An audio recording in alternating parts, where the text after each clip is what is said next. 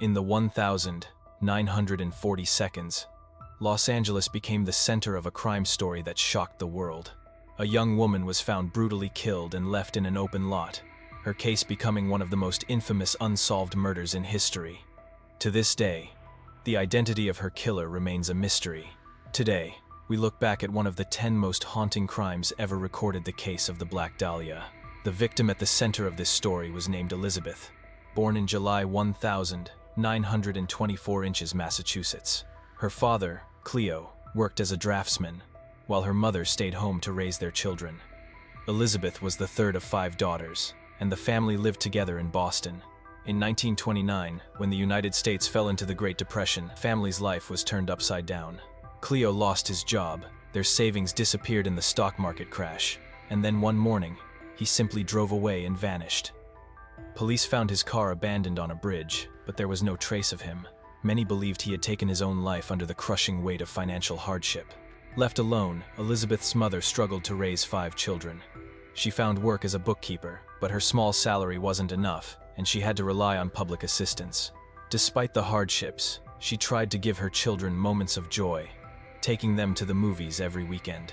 For Elizabeth, the glamorous figures on screen became her escape, planting the seed of a dream to one day become an actress herself. Elizabeth was frail from a young age and suffered from a lung condition that made the cold New England winters especially hard.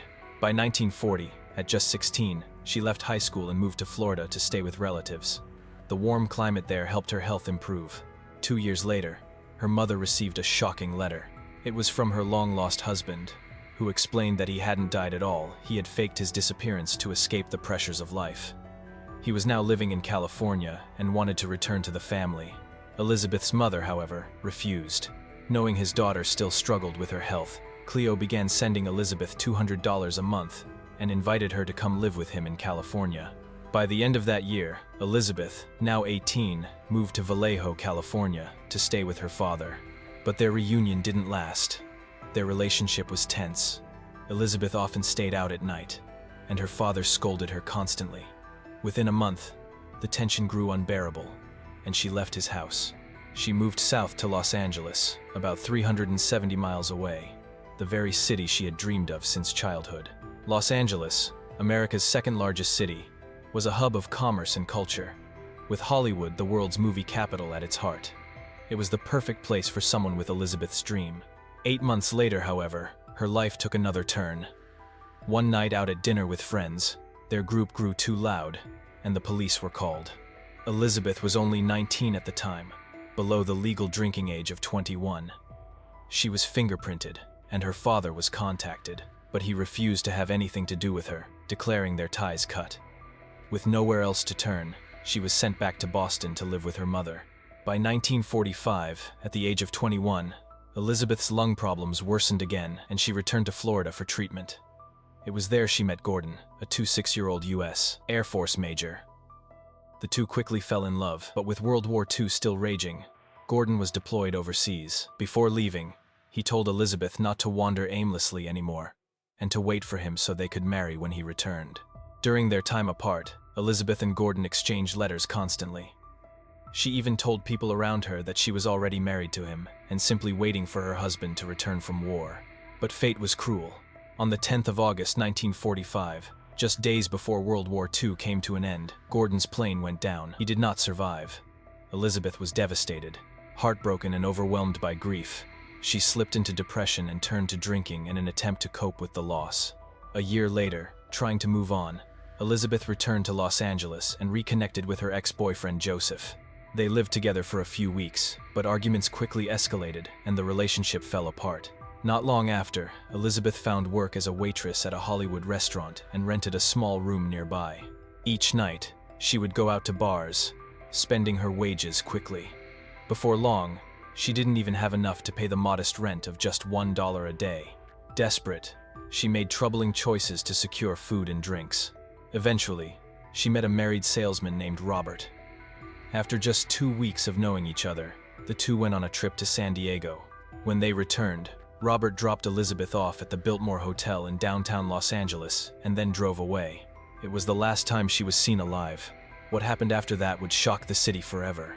On Wednesday morning, the 15th of January, 1947, a woman named Betty Bersinger was walking with her 3-year-old daughter to a shoe repair shop near Limert Park, a quiet residential neighborhood in central Los Angeles.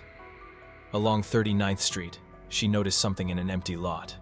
At first glance, it looked like a discarded mannequin. Curious, she walked closer with her child. To her horror, it was not a mannequin. It was the body of a young woman. Terrified, she quickly took her daughter away and called the police. Within minutes, squad cars arrived with sirens wailing.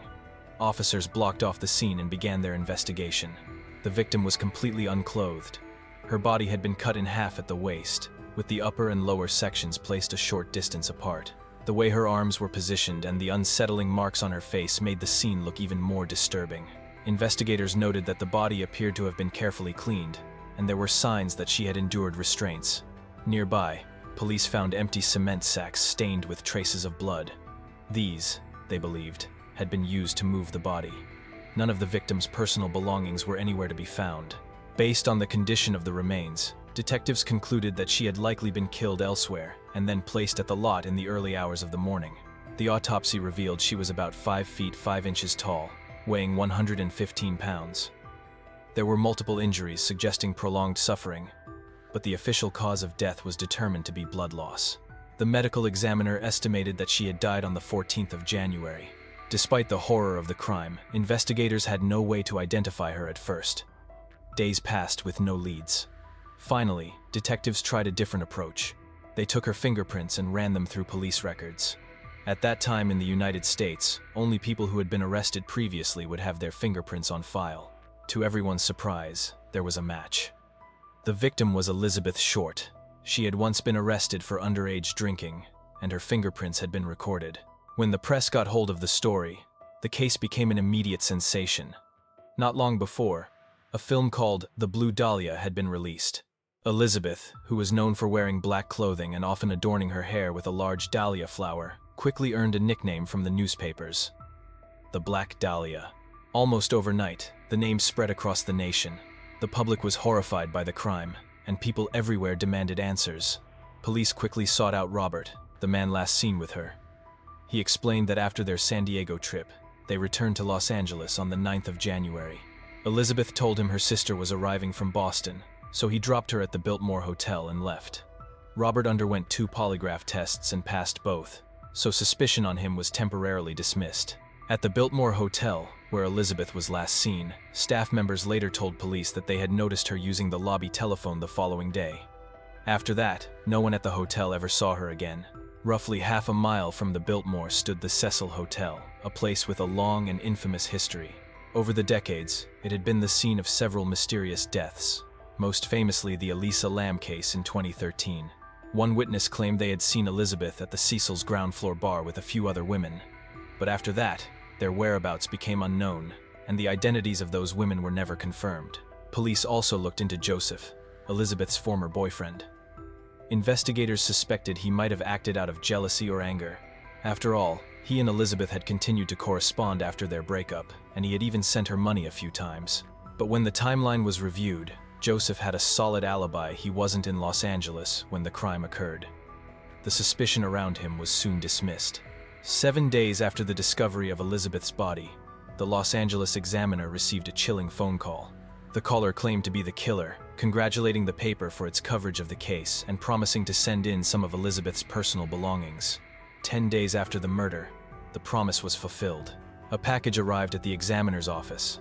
Inside were Elizabeth's birth certificate, business cards, photographs, and an address book containing the names and phone numbers of 73 men connected to her.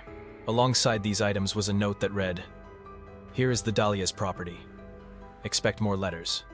The envelope also bore a return address. Police believed this package was very likely sent by the killer. Forensic tests were conducted, but the items had been carefully cleaned, likely with gasoline, making it impossible to recover fingerprints. Detectives followed up on the 73 men listed in the address book, but no evidence tied any of them to the crime. Tracing the return address, they found it belonged to Mark Hansen, a nightclub owner and Elizabeth's former landlord. Between May and October of 1946, Elizabeth had stayed at his home multiple times as a paying boarder. Mark had once expressed romantic interest in her, but she turned him down. In fact, just a day before Elizabeth disappeared, he had still been calling her. Investigators theorized that Mark might have discovered Elizabeth was involved with Robert, a married man, and perhaps killed her out of jealousy. But again, no concrete evidence supported this idea. Still, Mark became one of the main suspects on their list. Around the same time, detectives uncovered Elizabeth's black suede shoes and handbag discarded in a trash bin located in an alley about 2 miles from where her body was found. Just like the items in the package, these too had been wiped down with gasoline, effectively erasing any prints. 12 days after the crime, police received another letter. This one read, "On Wednesday, the 29th of January, at 10 a.m., I will turn myself in." It even included an address. Detectives prepared, hoping to finally confront the killer. But when the time came, no one appeared. That afternoon, at 1 p.m., yet another note arrived. "I have changed my mind," it read. "You cannot treat me fairly. I killed the Black Dahlia. It was justified." After that, both police and newspapers continued to receive letters. Some seemed genuine, others like hoaxes.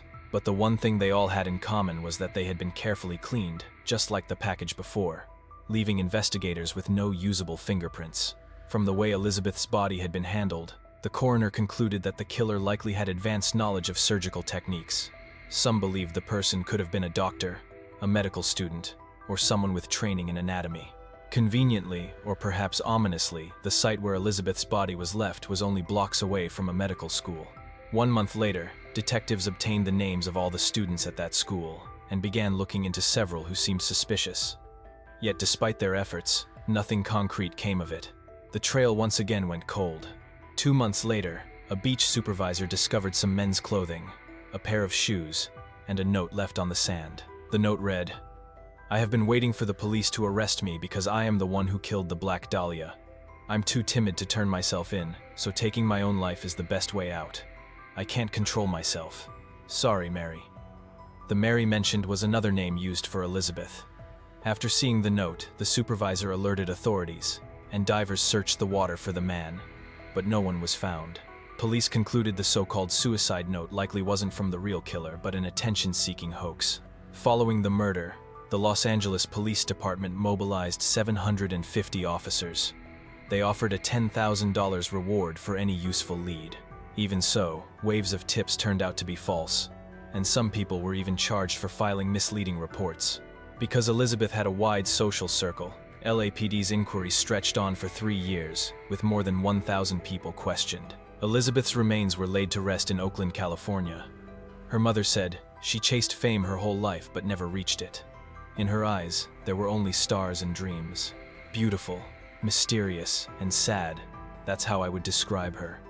From now on, she will leave no trace on this earth. The Black Dahlia case became the most talked about crime in America at the time. During the investigation, roughly 60 people walked into police stations claiming to be the killer. Most were believed to have mental health issues and were ultimately sent to hospitals. Even so, a handful of suspects drew serious scrutiny. One of them was Walter Bailey, a surgeon specializing in mastectomies and hysterectomies. He lived in a neighborhood not far from where Elizabeth's body was found. Bailey's daughter knew Elizabeth's sister, and the two families were close, which raised the possibility that Bailey could have known Elizabeth. Bailey died of illness in January 1948, 1 year after the crime. An autopsy indicated a degenerative brain condition that might have led to impulsive or aggressive behavior. After his death, his wife claimed he had a mistress who knew secrets about the case. Records showed Bailey was 67 when the Black Dahlia murder occurred and had no criminal history. Yet his wife remained convinced he was responsible. Another suspect was a woman named Christine R. A year after the crime, she called police and confessed. She was the 27th person to do so. She said she was a lesbian and that she and Elizabeth had met at a bar the year prior and become lovers. However, Elizabeth, she claimed, was not faithful and was also seeing another woman. On the night of the murder, after drinking, Christine said she lost her temper, discovering Elizabeth being affectionate with someone else. They argued fiercely. While driving Elizabeth home, she said she killed her in a burst of rage. Police were skeptical. The killing had happened en route. There would have been a significant amount of blood at the scene. Yet the location where the body was discovered showed almost none. Christine added that she had cut a bit of Elizabeth's hair. In fact, when the body was found, Elizabeth's hair did appear slightly shortened. That detail had never been made public. Only investigators knew it, so Christine became a notable suspect. Another person of interest was Leslie Dillon, a hotel bellhop and aspiring writer. More than a year after the murder, Dillon wrote to a Los Angeles psychiatrist, discussing the Black Dahlia case and claiming the killer was a friend named Jeff Connors. Dillon even included details only police would have known. He later traveled to Los Angeles, offering to take detectives to find this friend. But police discovered that Jeff Connors likely didn't exist. During questioning, they did locate a real individual named Adrian, a repairman, but no evidence linked him to the crime. At that point, detectives suspected Dillon himself might be the killer. He demanded $100,000 from the LAPD, and during the process, police learned he was wanted for a robbery. Dillon eventually withdrew his claim. In 2017, British author Pugh Eatwell published a book on the case. She argued that Leslie Dillon was the killer and that the person pulling strings behind the scenes was Mark Hansen, one of the early prime suspects. The book posits that the initial crime scene was actually the Astor Motel in Los Angeles, where the owner allegedly found a room smeared with blood and human waste on the morning of the 15th of January 1947, and discovered a woman's bloody clothing in another room. Not wanting to get involved, he reportedly photographed the rooms and cleaned them. To this day, those details have not been definitively verified. Another key suspect was George Hodel, a Los Angeles physician who ran a clinic focused on venereal disease. He had medical knowledge relevant to the case. In 1945, his secretary died from a drug overdose. Police suspected it might not have been an accident. After the Black Dahlia murder, Hodel's daughter accused him of abuse and of making her pregnant. Witnesses said that on the night of the murder, Hodel wasn't at home. A dark-colored car, similar to his, was reportedly seen near the vacant lot where Elizabeth's body was discovered. Several witnesses also claimed they had seen Hodel and Elizabeth together at a hotel. Police believed Hodel was particularly suspicious.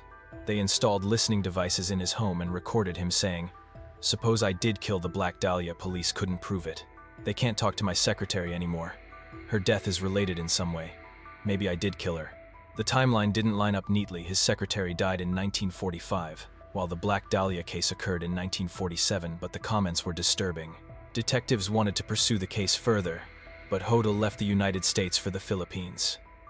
He returned to California in 1990 and died in 1999 at age 91. Steve Hodel, George's son and a former detective, later found 2 photographs among his father's belongings that appeared to show a woman resembling Elizabeth. Though the Short family disputed that identification, Steve compared his father's handwriting with letters sent to the press by the supposed killer and found similarities. He became convinced his father was the Black Dahlia murderer and even suggested he might be the Zodiac killer, but the evidence was weak. During the Zodiac killings, George was in the Philippines. Even after more than 7 decades, the Black Dahlia case remains a deep scar in American criminal history, a riddle without a satisfying answer. From surgeon Walter Bailey to Christine, to would-be writer Leslie Dillon, to Dr. George Hodel and the theories advanced by Steve Hodel, the allegations have never risen above suspicion.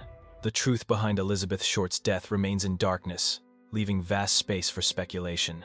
Looking back at her short life, we see a young woman chasing a Hollywood dream, swept into hardship, poverty in childhood, an absent father, ongoing illness, a broken romance, and, in the end, a tragic death. She was a casualty of a turbulent post-war society, where dreams were easily crushed and people easily lost their way. Perhaps it was loneliness and the search for love that led her into risky relationships, ending in a disaster that could not be undone. The case also reveals investigative limits of the era: crime scene preservation, evidence collection, and the overwhelming pressure of the press and public all complicated the search for truth. Waves of false confessions, blurred leads, and theatrical hoaxes diverted attention and squandered opportunities. Ultimately, the Black Dahlia case stands as a stark reminder of the cruelty of crime and the importance of justice. Though the killer has never been brought to light, Elizabeth Short's story endures as a warning to us all.